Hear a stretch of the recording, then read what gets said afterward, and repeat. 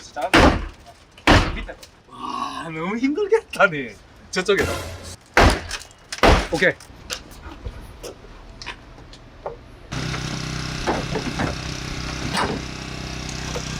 이 차를 다 봤다, 그자?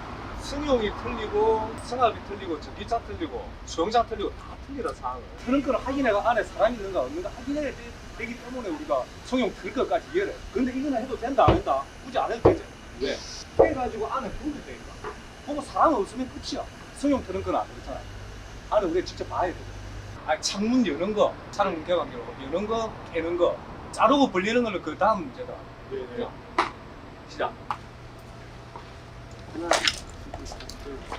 자, 일단 처음에 이걸로 하는 것보다 아까 이 말한 대로 이 툴이 예. 여기서부터 잘리게 먹기가 있잖아. 예. 날카롭게 들어갈 수 있는 카타기를 일단 연결해보세요. 바로 연결. 낙차가지고 얘는 가까이 하고 이렇게 가야 되니까.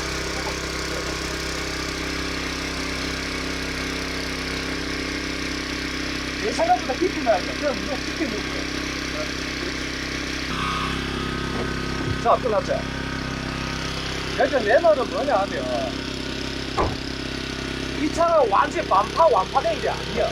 중간하게 이 차가 데미지를 입었는데 굳이 큰 스프레더를 잡아 넣어가지고 얘가 이것도 막아뜨리고 이것도 막아뜨리고 이쪽에는 이거 걸리면서 이쪽 핸다도 막아뜨리고 이러면 나중에 수리가 좀 어렵거든. 판단을 잘만 하면 손상 많이 안 나게 할 수 있어. 그런 식으로 봐야지. 이게 만약 반파가 됐다. 그러면은 B필라, B필라, C필라, A필라 다 잘라도 되지. 왜? 안에 연구조절 척추 손상이 더 중요하니까. 근데 그렇지도 않은데 완전히 엉망진창을 만들어버리는 이 차는 우리 때문에 대차가 되어버려. 차 주인이야. 봐봐. 어떤 느낌이 들어? 아, 내 차 이거 뭐 다 망가지는 거 아닌가? 이런 생각하지. 편안하게 지그시 줘. 네. 그러면 우리도 기분 좋고 차 주인도 기분이 좋잖아. 그자. 그렇지. 에어백.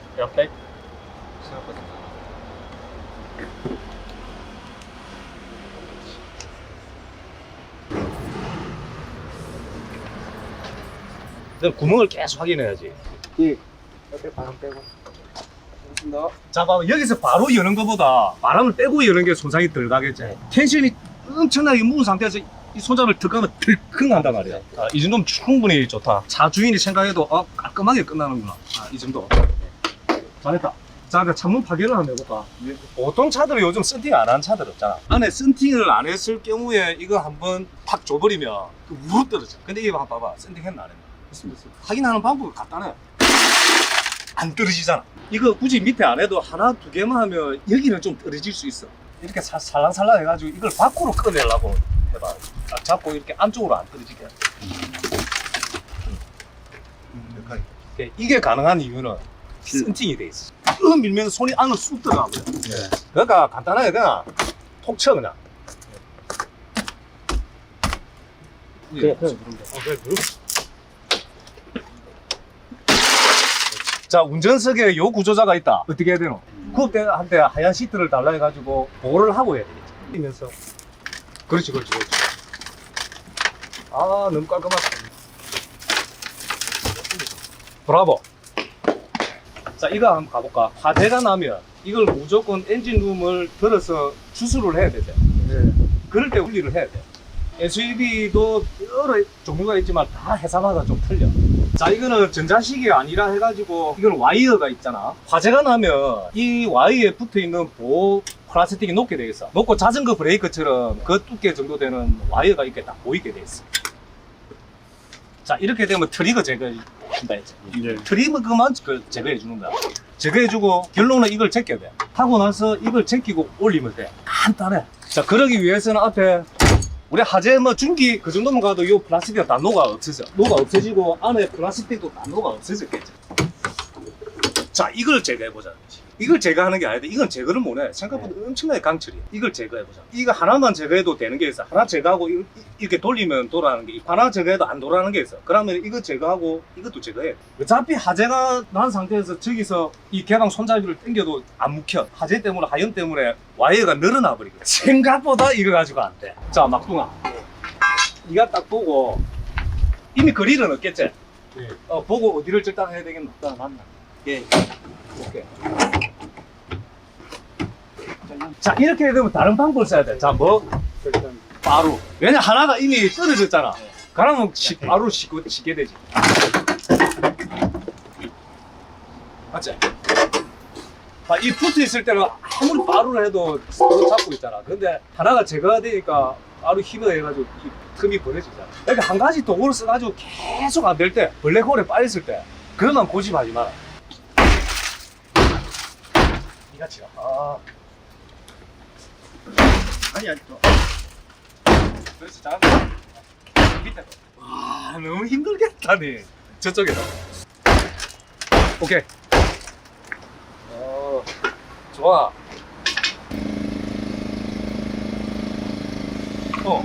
이제 되겠나? 네.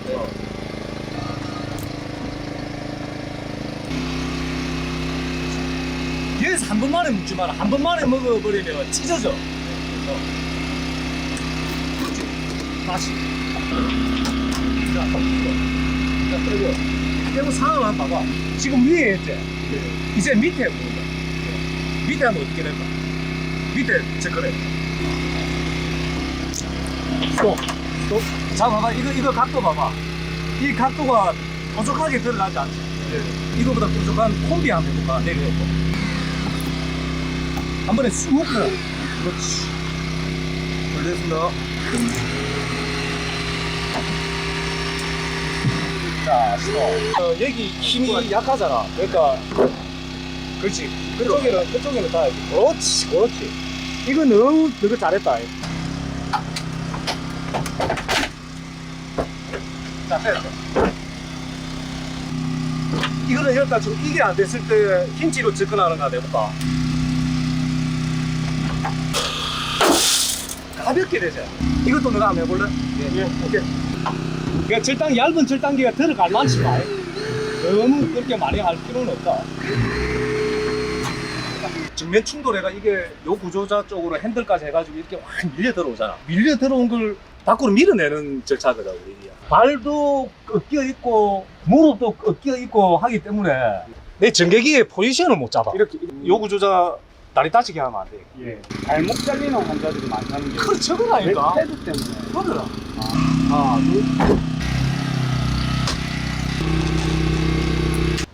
그렇지.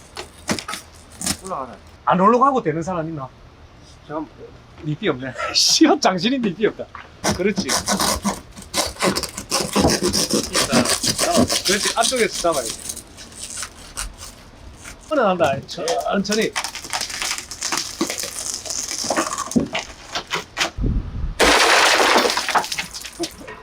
뒷유리는 옆에 유리보다 더 박살난대.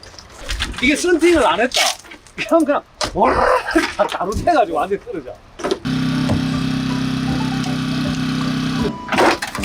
아따, 그럼 좋다.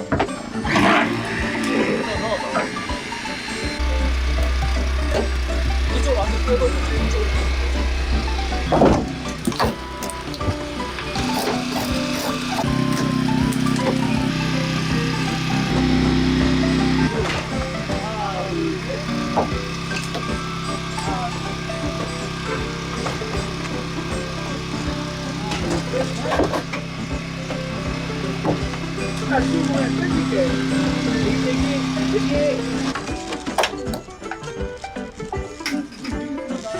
잠깐만. 햄스트링이.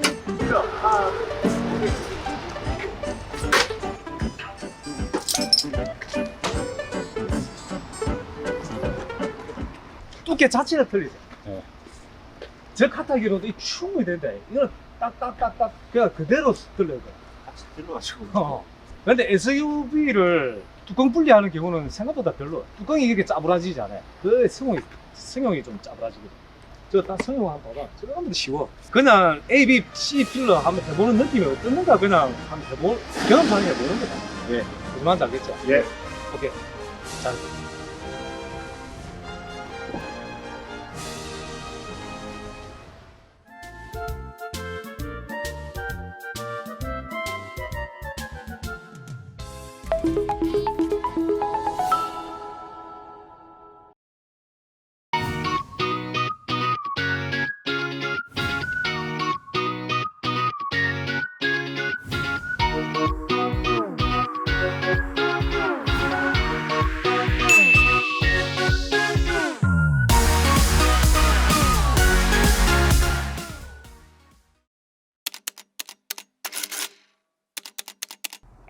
여러분 안녕하세요, 방구사입니다.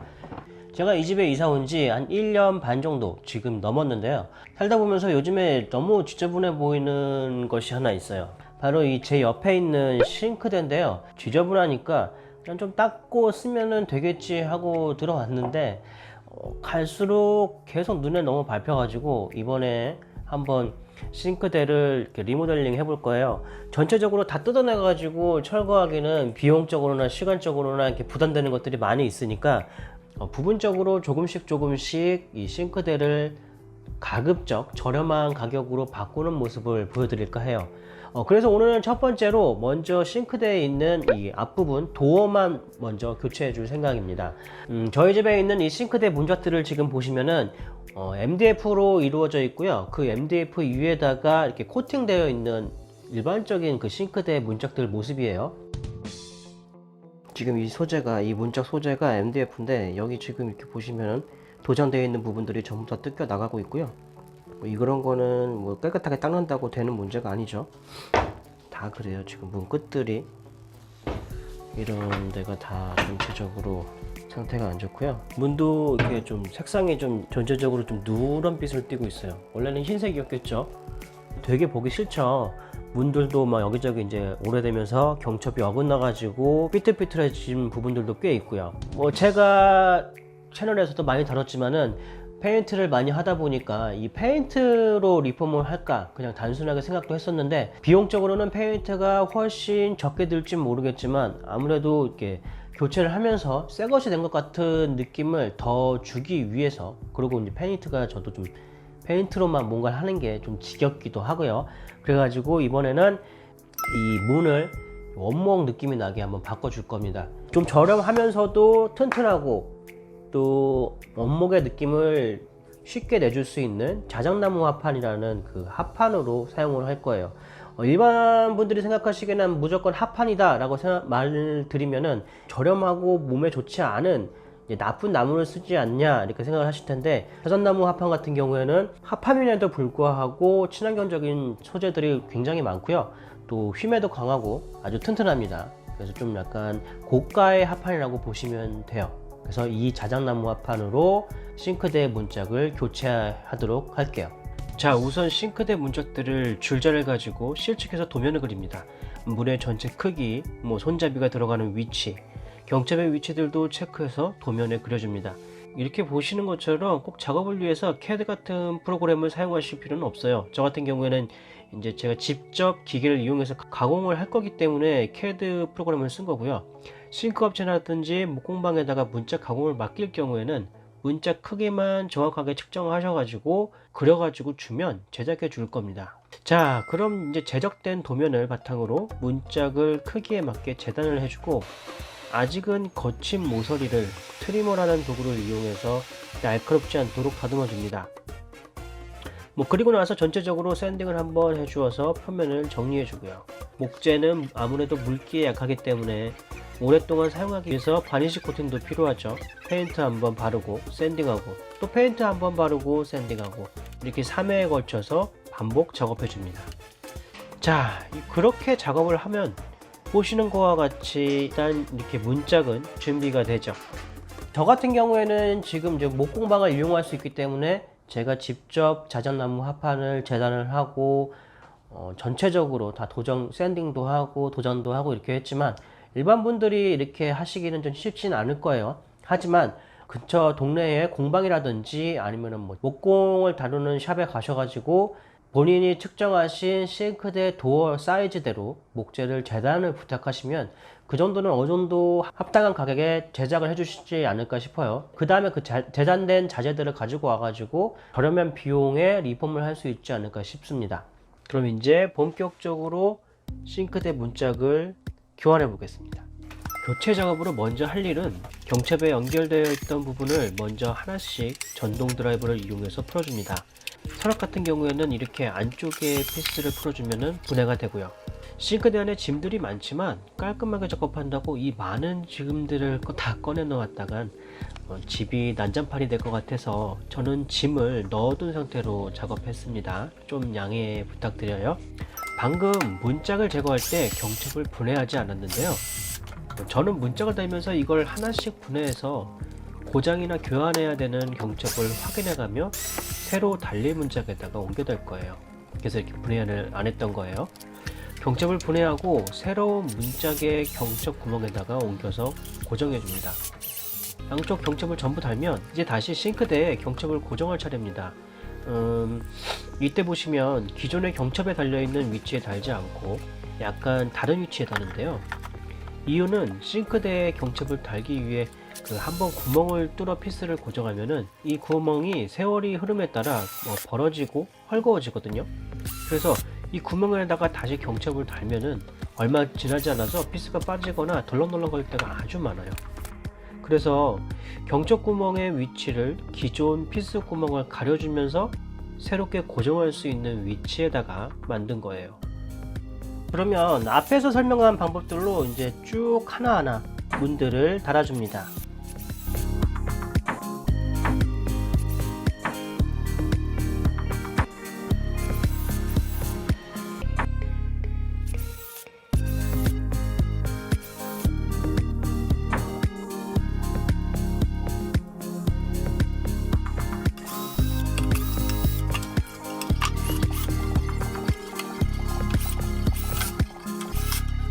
그리고 싱크대 문짝을 전부 달아주고 나면은 마지막으로 할 일이 하나 남습니다.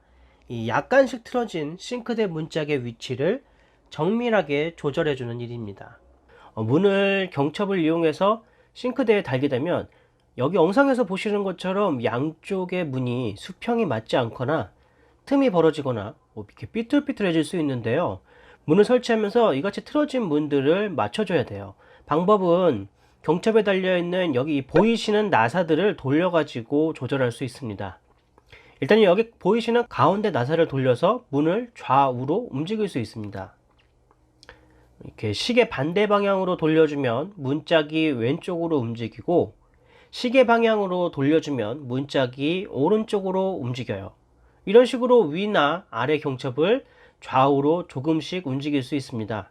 그리고 문 전체의 높이 조절은 위아래의 나사를 살짝 풀러 가지고 조절할 수 있습니다. 싱크대에 고정된 위아래의 경첩의 나사를 경첩이 움직일 수 있도록 살짝씩 풀러 주고서 이렇게 보시는 것처럼 문을 위아래로 약간씩 움직일 수가 있어요. 이를 이용해서 전체적인 문의 높이를 맞추고 그 다음에 다시 나사를 조이면은 이제 문의 높낮이를 조절할 수 있게 되겠죠. 그리고 세세하게 약간씩 틀어진 부분들은 방금 얘기해 드렸던 것처럼 가운데 나사를 돌려서 문을 좌우로 움직여서 다시 또 맞출 수 있고요. 자, 그럼 이제 전체 문의 틀어짐까지 다 맞춘 완성된 문짝의 모습을 봐볼까요?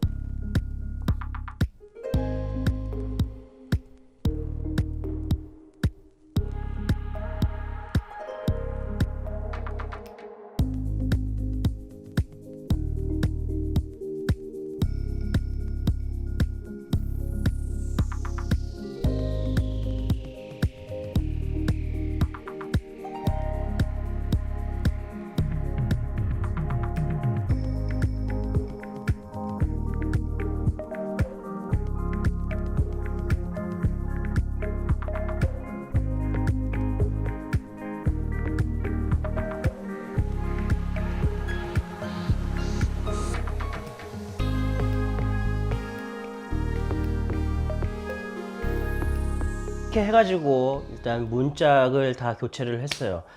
저는 상당히 만족을 해요. 이 느낌이 저희 집이랑도 많이 어울리고, 처음에는 좀 더 어두운 톤의 나무를 해볼까 싶기도 했었는데 뭐 이제 집이 좁다 보니까 아무래도 또 밝은 톤의 나무를 사용하는 게 더 좋다고 싶어서 이제 스테인 작업 같은 거는 하지 않았는데 꽤 어울리고 만족스러운 것 같아요.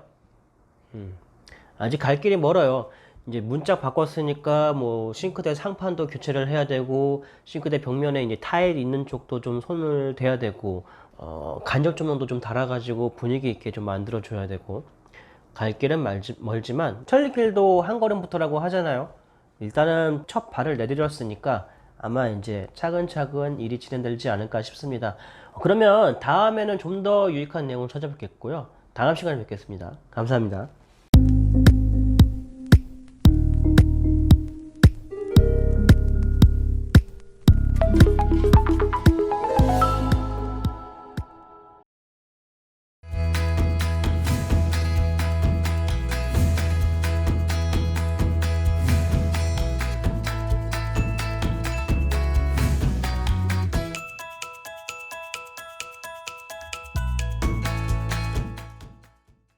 여러분 안녕하세요. 뉴욕이죠 오빠예요. 오페라 도장깨기 제 3탄입니다. 세계인이 가장 사랑하는 오페라 1위, 정열의 나라 스페인을 배경으로 한 집시 여인의 스토리, 비세 오페라 까르멘을 소개합니다. 센케 언니의 매력에 한번 흠뻑 빠져 보겠습니다. 오페라 카르멘은 드라마를 구성하는 4대 요소, 사랑, 배신, 복수, 그리고 죽음까지 촘촘히 잘 버무려져 있는, 음악이면 음악, 대본이면 대본, 의상이면 의상, 무대면 무대, 이 모든 게 완벽하고 탄탄하게 구성되어 있는 작품입니다. 쿨레 진동하는 이국적인 매력의 집시연 센케 까르멘, 그녀를 사랑하는 의리와 정조를 가장 중요시하는 돈 호세, 이 둘이 주인공입니다. 뭔가 처음부터 삐걱거리죠? 안 맞겠죠? 돈 호세 연적 투세 에스카미오, 돈 호세의 약혼녀 미카엘라, 그리고 까르멘의 집시 친구들 프라스키타, 메르세데스, 밀수업자들 레 덴카이레, 레 레몬다도 주요 인물로 등장합니다.